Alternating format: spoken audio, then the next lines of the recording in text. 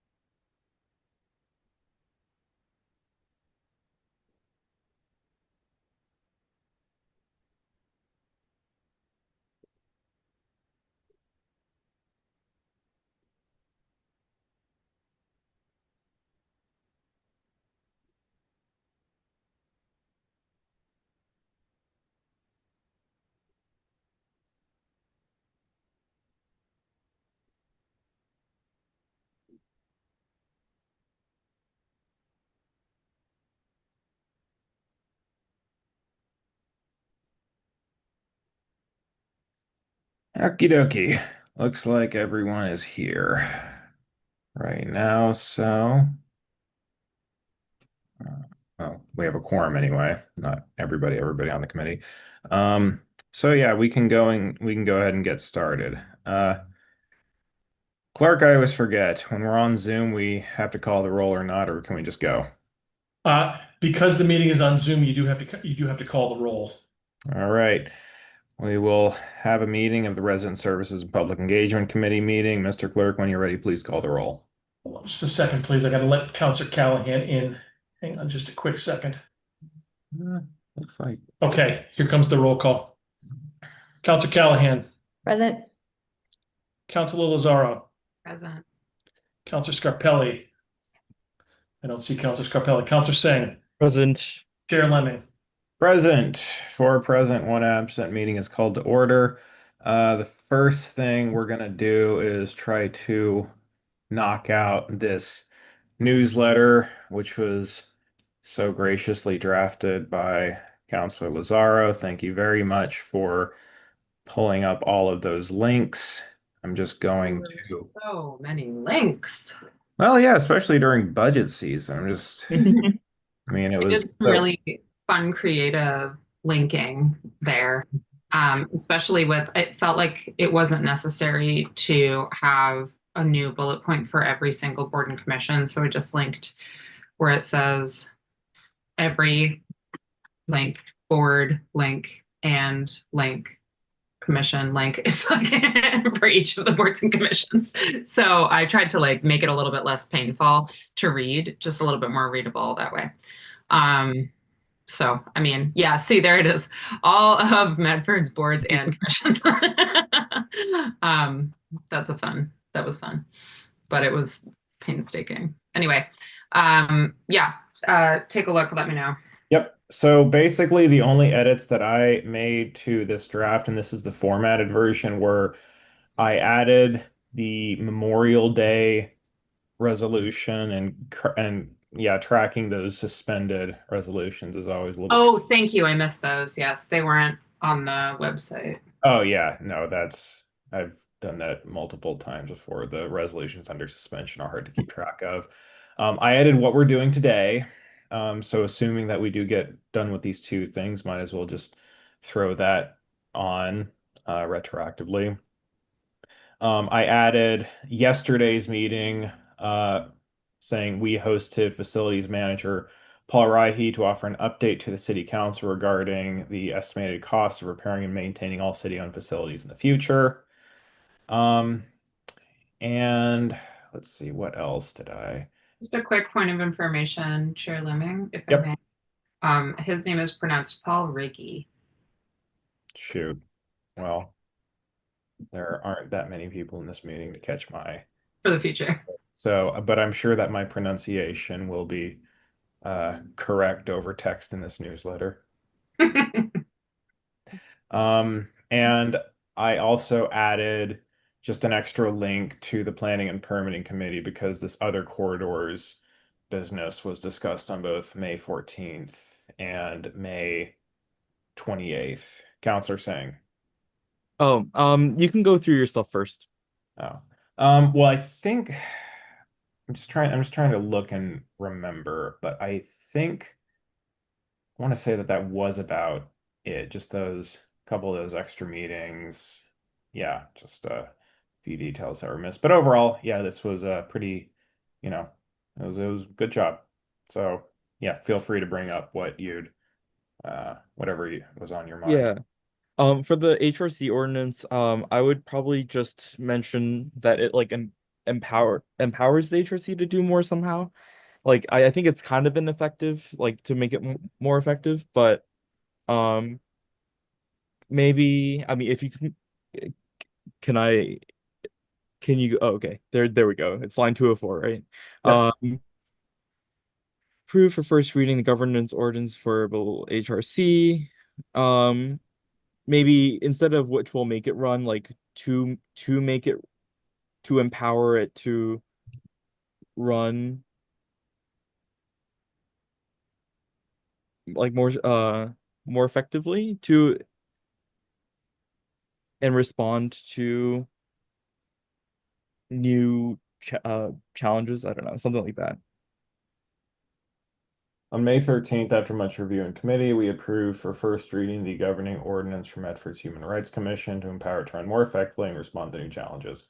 Yeah, that's my note for that one. And then generally, there's another there was the Common Vic one. Oh yeah, right above it for 203. It reads like we voted for it to stay open on that one particular day on May 13th. Yeah. That's the right to stay open on May 13th every year. I like it. Good catch.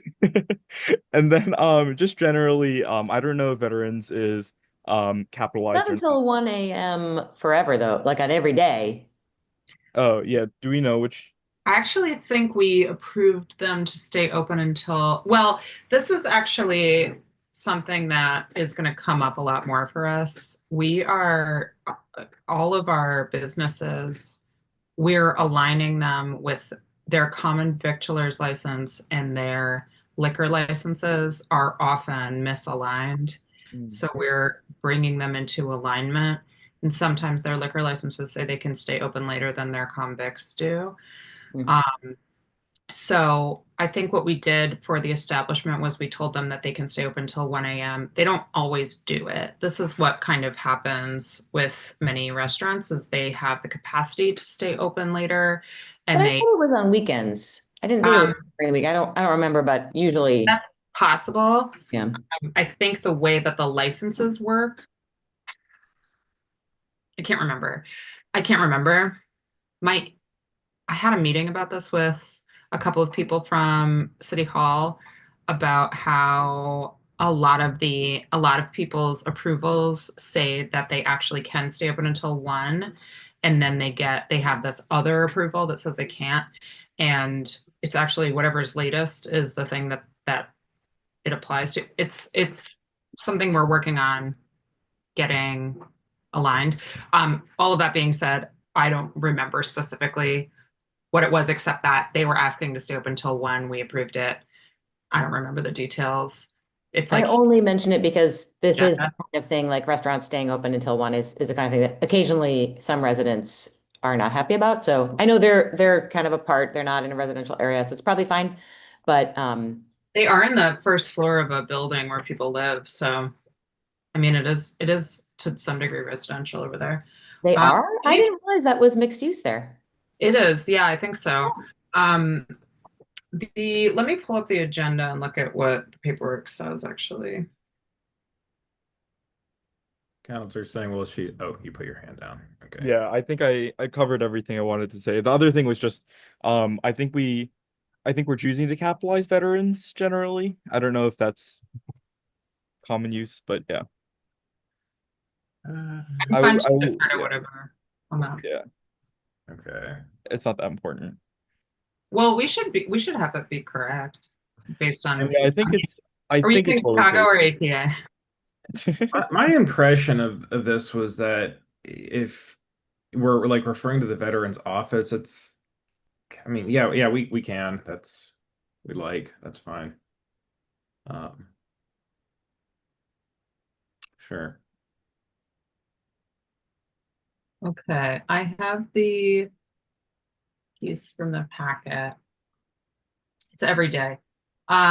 Opening hours, yeah, Monday, Tuesday, Wednesday, Thursday, Friday, Saturday, Sunday. We would like to extend our license to 1 a.m. We have events that go Okay. into a later hour and don't want to have to end them, sports games that go late, that kind of thing. Yeah, that one was for every day. And again, it's the sort of thing that like restaurants don't always use it, and this was the same for Mrs. Murphy's. We ended up approving it as like a blanket thing because they already had, I mean, we approved it sort of at the discretion of the restaurant, but since they already have the license on one hand with the approval, it doesn't, we don't really have, I mean, it's a little tricky to say no. Not that I mean, in my personal opinion, I don't think it makes sense to restrict it because often you're like telling people they should leave in the middle of an event or like a sports game, you're like halfway through the game and then you're like where you have to close. So Yeah, and I do know that there are, sorry if I can butt in. I do know that there are residents who are concerned about it, but I think there are even more residents who want it open. From my past experience last term, we came across a few of these votes, and a lot of them generated big discourse, and I think it was quite in one direction rather than the other. Oh, I just wanted it to accurately say what days that I don't have. Okay, yeah. I'm not I would relitigating whether it should propose- be open or not open. I'm in favor, but I just wanted to reflect what we had actually decided. So thanks. I would just propose for that point just to say to permit the establishment to stay open until 1 a.m. That way it's not, because as Council Zara said, it's not like that. It's not that we're that they're gonna be open until 1 a.m. every night. It's like they can. So yeah. that's probably better, clearer wording. Okay, we approved a request to amend the commas for that permitted the establishment to stay open until 1 a.m. Permits, present tense probably.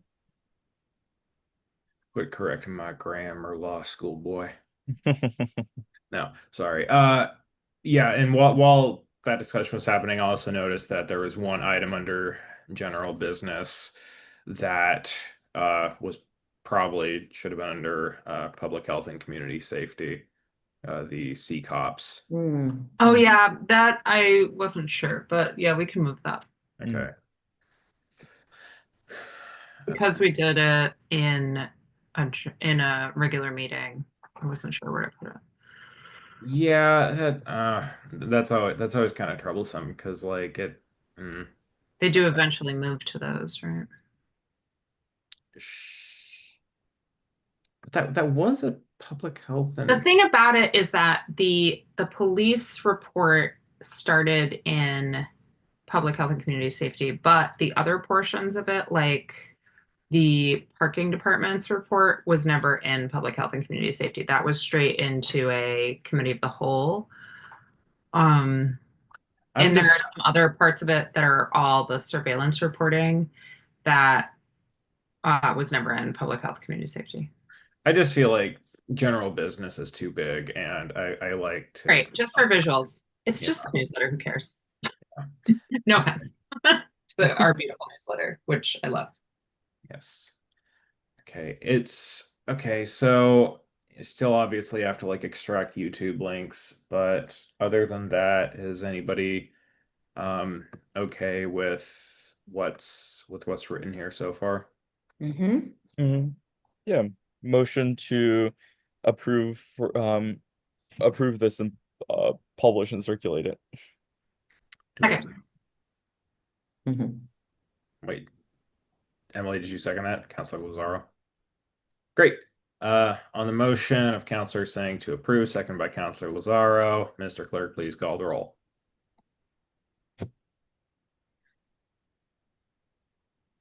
And this is to approve as edited and then publish. Yes. Council Callahan, Yes. Councilor Lazaro, Yes. Councilor Scarpelli is absent. Councilor Singh, Yes. Chair Lemming. Yes. For approved, one absent. We will publish the May newsletter. Moving on, we have, let me just get back to my digital copy of the agenda. Resolution for a public engagement plan for the FY26 budget. This is basically, if you recall at the last meeting, we permitted Counselor Sang to keep the budget survey open for a little bit longer, and I just asked him to come up with like a description of the overall trends, asks, so on, that we've seen in the FY26 budget survey so far. So whenever you're ready, just kind of tell us what people are saying in the survey. Counselor Sang.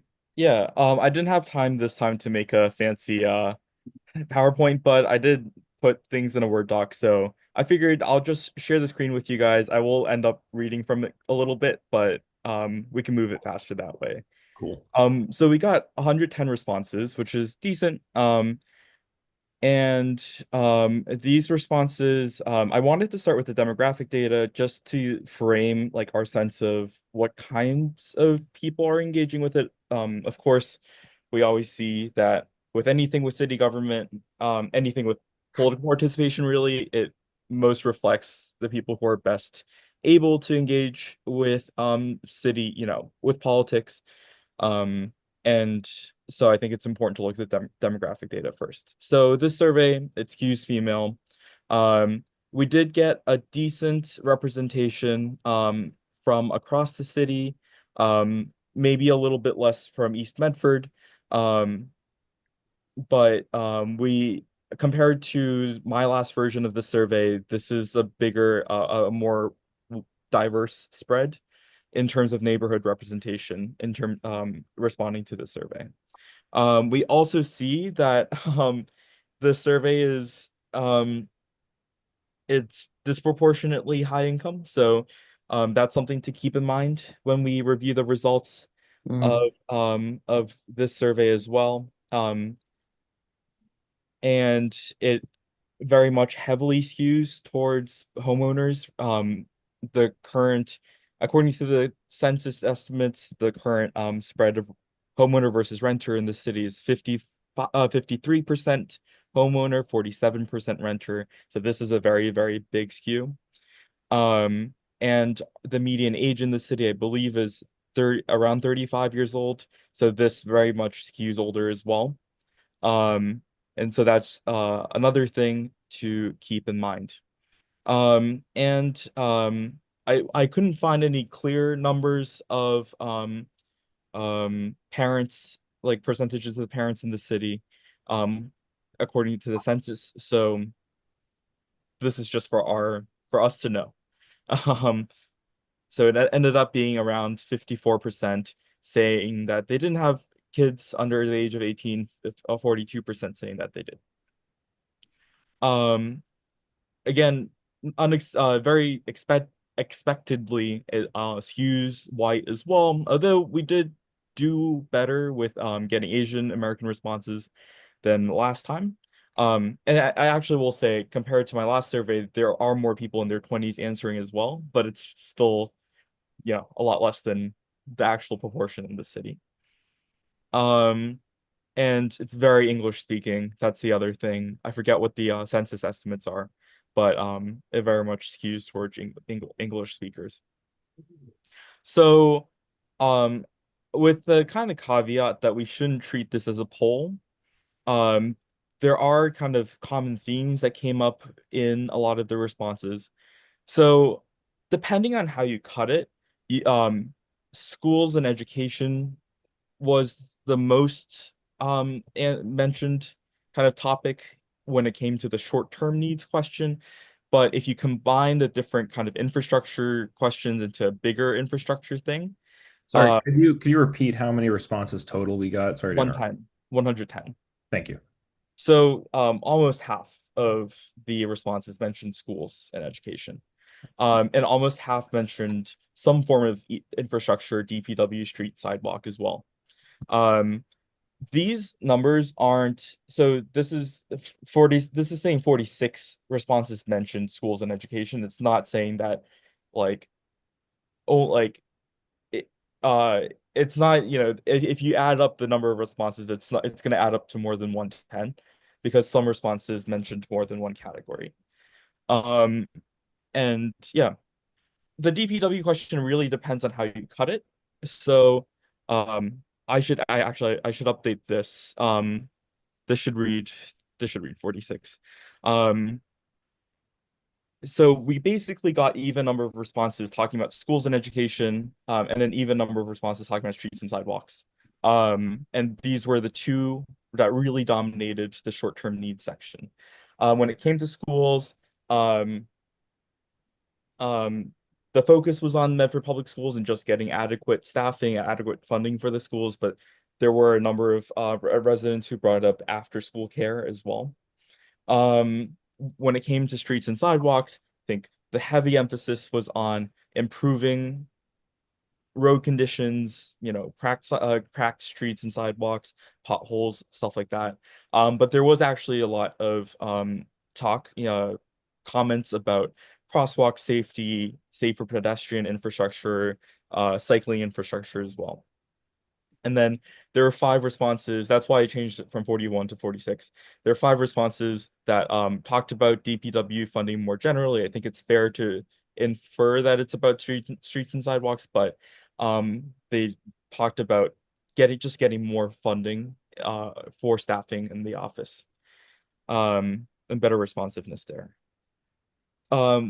We had 25 responses mention non-street infrastructure projects. So these are projects that are kind of like public buildings, the high school, city hall.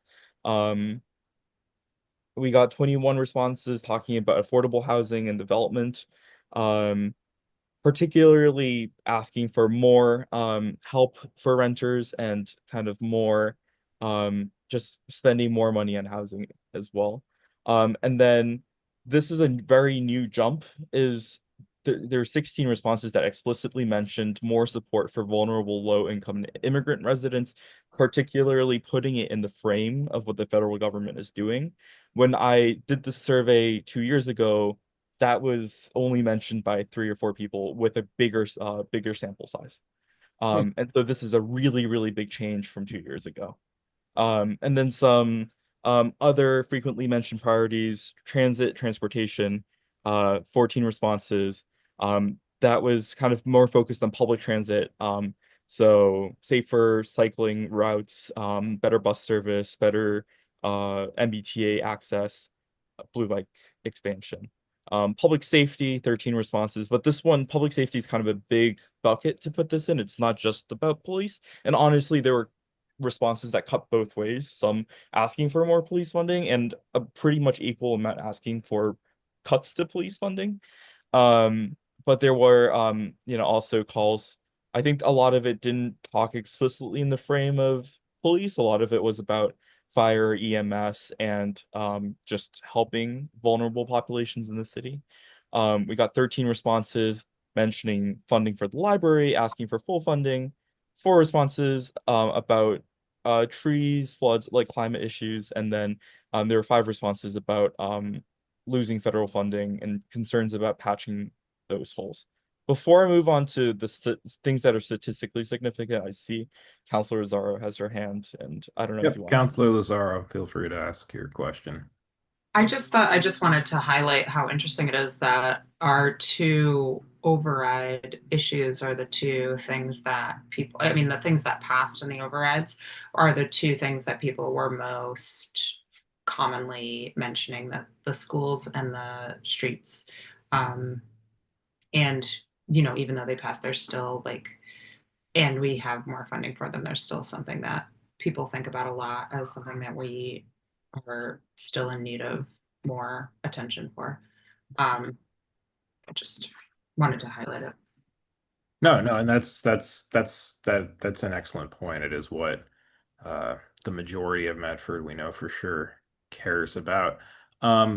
Counselor's saying it said 46 responses for both of them, like for each of those. And do you have any, I don't know if you know this off the top of your head, but like, do you have an idea of like how many mentioned either one? Like, was it like 60 or 80 that mentioned either schools or roads or both?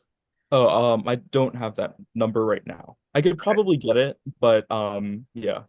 Okay, I, yeah. I think if you look through it, it is quite a few. It's not insignificant. The overlap is not insignificant. Yeah. Okay. But yeah. Yeah. No, it's certainly really interesting. I mean, I think speaks to why the overrides were at least seen by a majority of residents in the city as really important. Um, yeah. And I think if I like can add my own commentary to this, like in reading through the responses, I got a sense that a lot of residents saw the override as just like one step in the solution rather than the complete answer to the solution. I didn't really get the impression that people thought that the overrides would solve everything about school funding or street repair funding.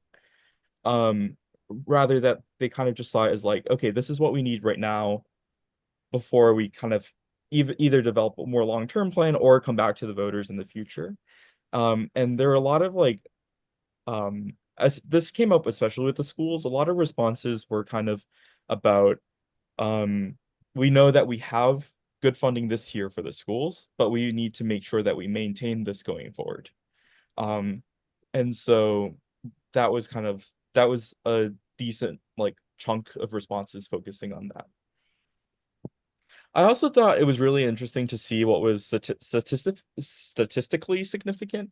Um, I this isn't completely unsurprising, but younger respondents, particularly in their 30s, were more likely to highlight housing, the library, public safety issues. Middle-aged, like 40 to 59-year-olds were kind of um more emphasizing roads and sidewalks and big capital projects like buildings. And then older adults, 60 to 69, that category, more consistently mentioned street repairs and public infrastructure as well. So the kind of focus on infrastructure seems to be correlated with older age, and the focus on housing and library and some, education issues seem to be a little bit more correlated with youth. And I think that's important to keep in mind because we know that this survey skews towards older voters as well. Um, Parents, unsurprisingly, much more, frequently mentioned after school programs, schools, etc. And then another kind of important thing to titrate with is income, because we know that this survey is skewed towards much higher incomes than our median here in Medford. So higher income respondents were more likely to emphasize non-street infrastructure and library services, and then mid to lower income respondents were much more likely to um, bring up affordable housing and support for vulnerable communities as the short-term priority in the city. When we go to long-term needs, schools and education remains at the top. A little bit fewer responses, but still, up there. We see the kind of framing change from just getting funding to kind of more long-term, like big picture goals for the schools. So stronger leadership, staffing, curriculum equity, after school care. Housing jumps up when you ask about long-term priorities as well.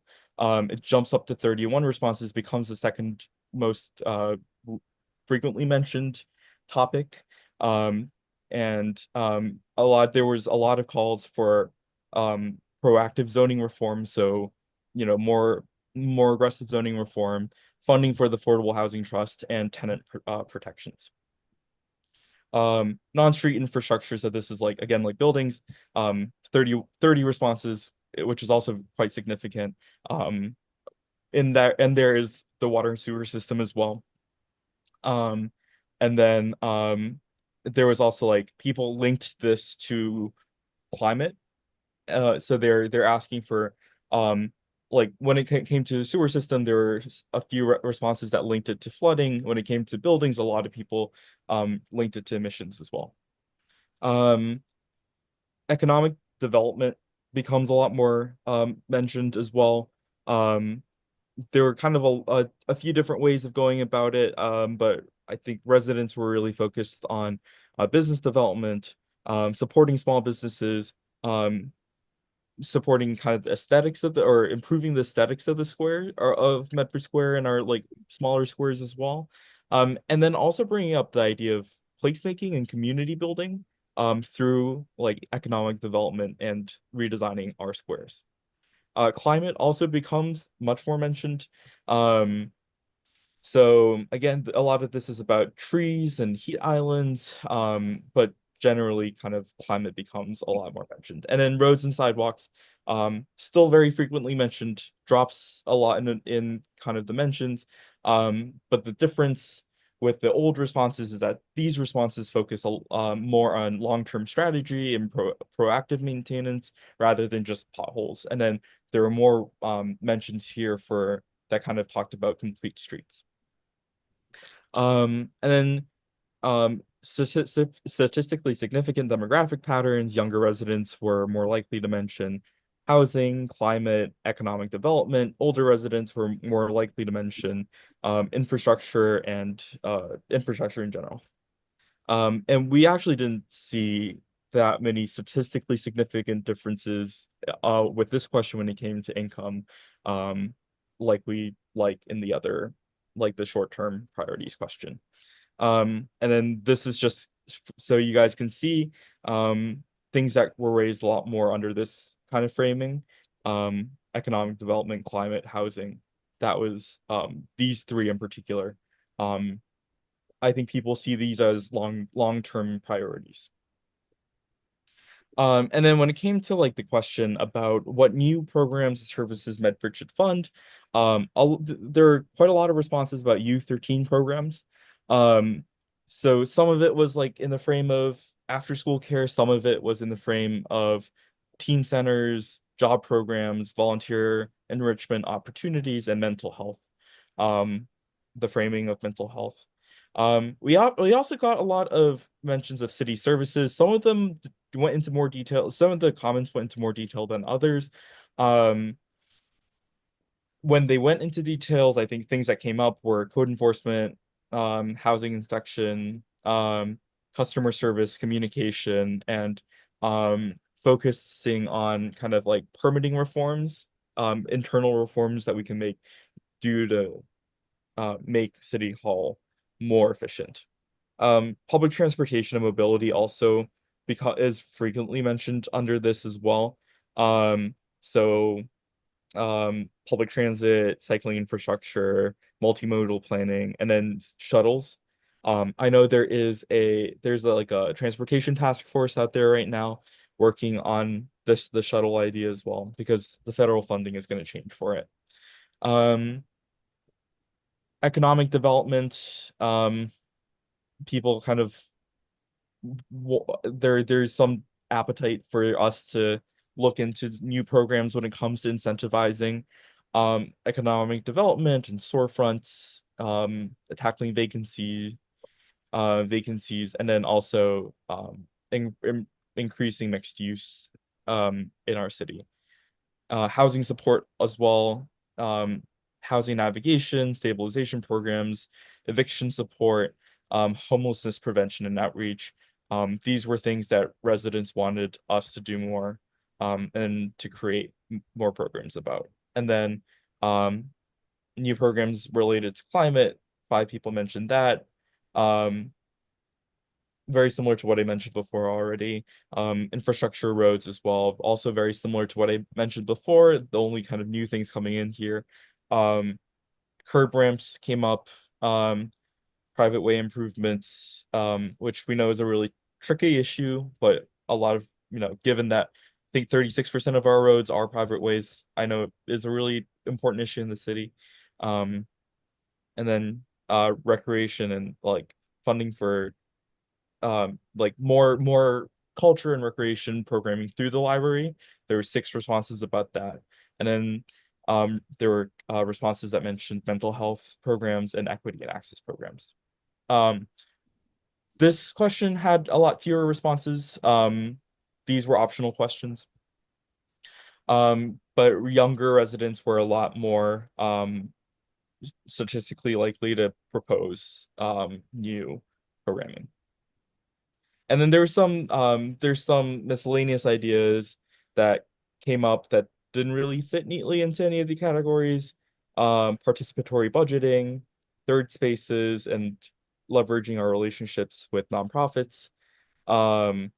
This is a typo. This is in there. I also integrated that. When it came to kind of the last page of the survey, participation and updates, these were the options we offered. And honestly, there was a lot of kind of a lot of responses for all of them besides robocalls and attending listening sessions. The most popular responses were the council newsletter and social media posts, but this also skews towards those responses because those were the channels where we were most aggressive about distributing the survey. Those were the channels that were most open to us. So we should kind of keep that in mind when it comes to this. But I think this kind of suggests that we should find a holistic approach to reach our residents. And then this was the second question about more specifically about participating in the budget process. I think people, again, the newsletters, they're very high. I think there's an explanation for that, but I think there's some people want to be able to email us.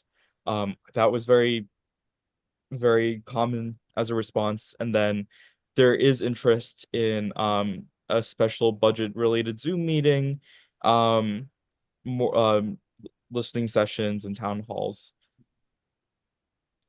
And then when it came to the open-ended question about questions and comments about the budget process, I kind of looked at them and then broadly categorized them, although I think it's worth just going through it on our own and reading through what people responded, because there aren't that many responses. I think there are probably around 30 responses to that question, 30 to 50, somewhere there, maybe 30, 40.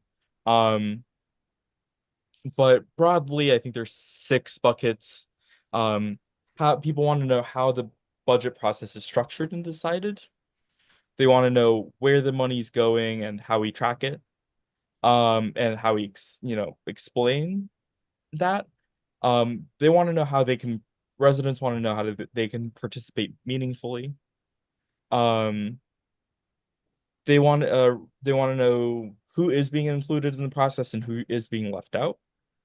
They want to know why does it feel like 4 services aren't more functional than they are? And I think a lot of this is actually perception. That's something we can talk about after too.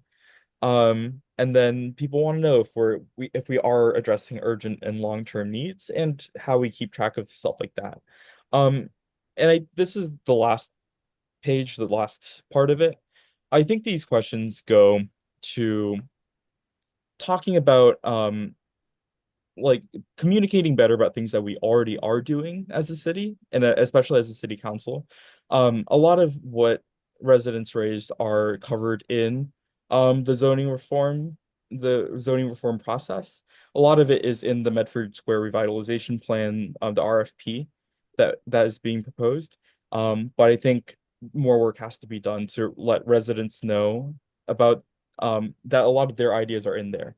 I think a good kind of encapsulation of that kind of that point I just made are the comments about permitting and about City Hall being slow. I think the perception is there, but as we heard in our budget meetings, as I'm sure a lot of you guys have talked to our business and planning staff about this and building department staff about this on the city council side, actually, or on the Medford side, the city of Medford side. A lot of that actually happens very quickly. We can get permitting done within a day or two, but a lot of it is at the state level as well. The state has its whole litany of regulations and permitting processes as well, and that oftentimes can take up to 2 years. And so there's I think we might need to educate the public more about what is city controlled and what is state controlled, but also do more advocacy on behalf of the city to get the permitting done quicker on the state level. So there's my summary. Thank you. That was a very thorough summary, much appreciated, and I'm also glad that it got written down in a document that can be distributed after the meeting. Do we have any questions from counselors?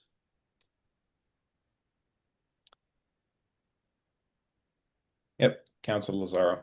I don't have any questions. I just really appreciate you going through and distilling the data this way. I mean, qualitative data like this is really sometimes hard to put into like a cohesive narrative this way. So I appreciate you doing that. Something I think is really interesting was that you figured out that people would be interested in a Zoom meeting that functions as like a listening session around the budget. I do think that could be a useful thing, maybe for a lot of people. We could potentially do in person even, but yeah, I mean, I think budgeting is really abstract to people sometimes, and it can be very easy to say, to be as an average resident, to be like a naysayer, to be like, what are they even spending all this money on? It's such a huge amount of money. And then, it was so useful, I thought, in one of our meetings when Councilor Callahan pulled up like the pie chart, and it's like, this much is going to insurance, no matter what.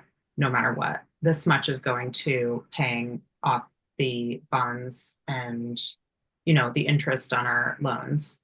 And we have nothing to do with that, and we can't change it. So like, always know that these numbers are immovable. And this much is what we pay for the schools. And it's huge.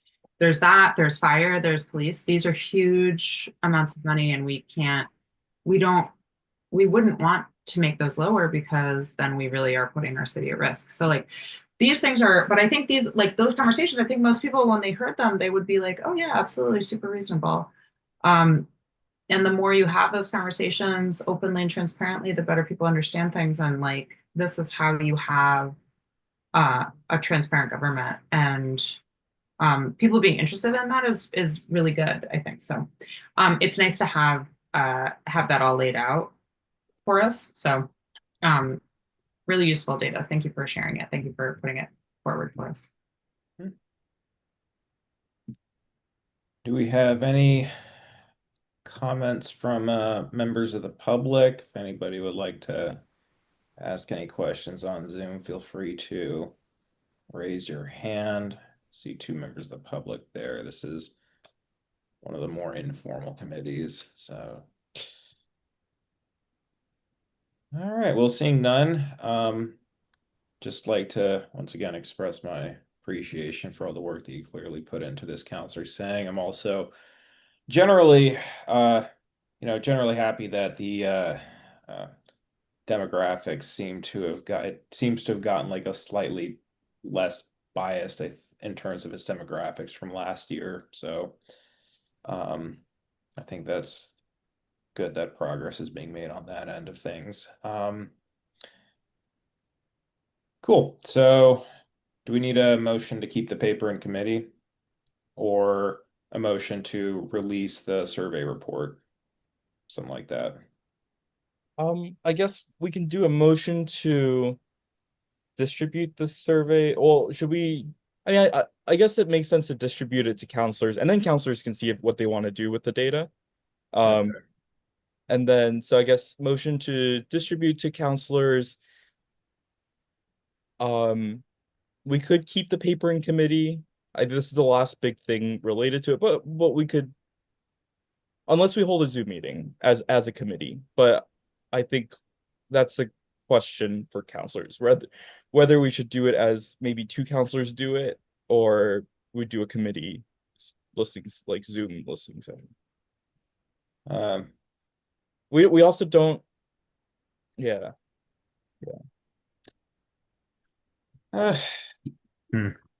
I think it could make more sense to just let counselors do it individually Yeah. I mean, rather than do it as a committee thing. I do think at some point we do kind of need to like say, the survey at this point is done. Let's distribute more of a final report. And then if we want to follow up on that, like you said, we could just do it on our own initiative. Doesn't necessarily have to be motion here. Okay. But I Why think don't we that a do- motion to distribute the full results of the survey to counselors, publicly distribute the report that you just presented, and receive and place the paper on file would probably be an appropriate motion. And adjourn. I'll move that and then I'll add and adjourn. No, we still have to review the actual listening sessions themselves. So I just want a small okay. description from you and Counselor Lazaro. So Sorry, I forgot about that. It slipped my mind. Yep. Okay, I'll move what you just said. Yep, great. Do we have a Second. second? Second. Okay, on the motion from Counselor Sang, seconded by Counselor Callahan. Mr. Clerk, when you're ready, please call the roll. Counselor Callahan, Yes. Counselor Lazaro, Yes. Counselor Scarpelli is absent. Counselor Sang, Yes. Chair Lennon.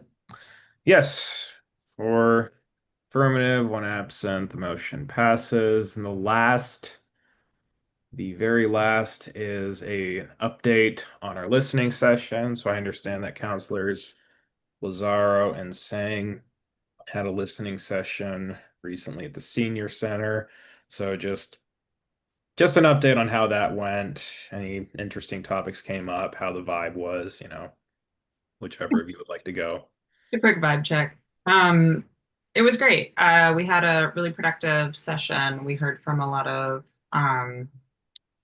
Medford residents who we tend to get. I in my experience, they're usually it's a listening session. It's also kind of constituent services. So people will have like specific concerns about things in their neighborhood or on their particular property. So I've been following up with some folks, and there's still a couple other things I want to circle back on. But yeah, it was very pleasant. I mean, I always like visiting the senior center. It's really nice to connect with people. So we had a really nice time. Counselor Sang, I don't think has been to one before, so I mean, he can weigh in as well. No, I think he captured it pretty well. I mean, we talked about infrastructure, of course, came up quite a bit, like potholes and traffic came up, like making sure that we are enforcing our speed limits. Things like that came up.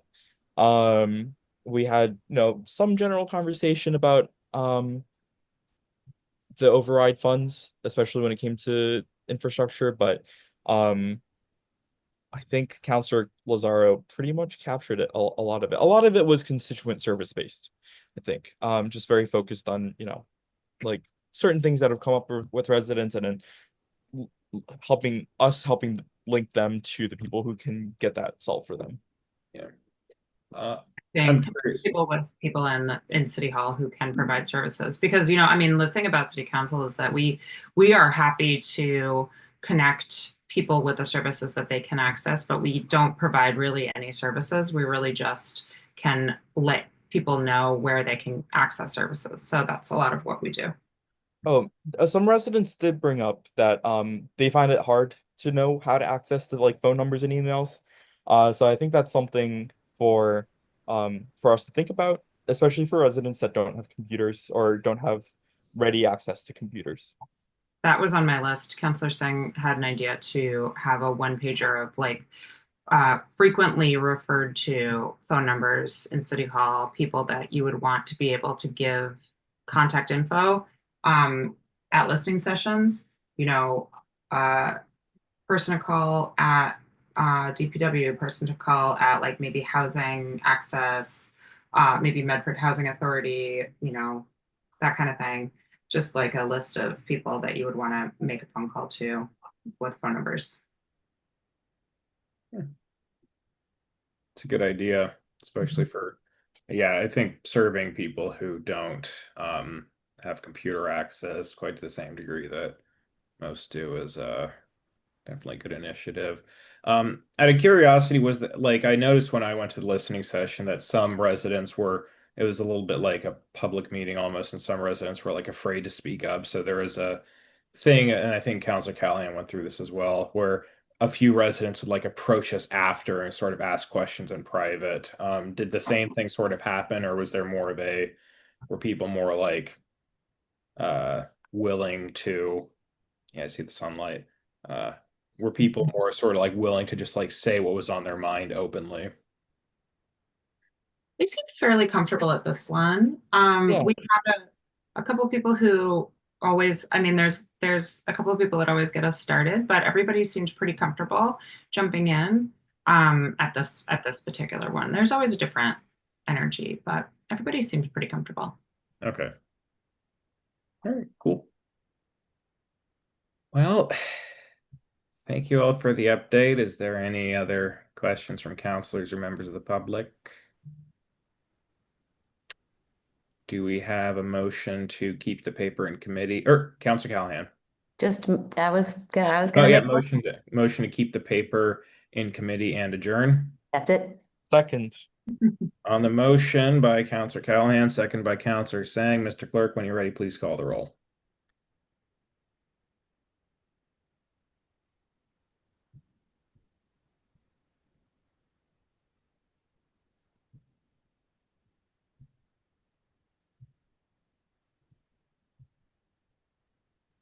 Councilor Callahan. Yes. Thank you. Councilor Lazaro. Yes. Councilor Scarpelli is absent. Councilor Singh. Yes. Chair Lemon. Yes. 4 yeses, 1 absent. The meeting is adjourned. Thanks, everybody. Bye. Thank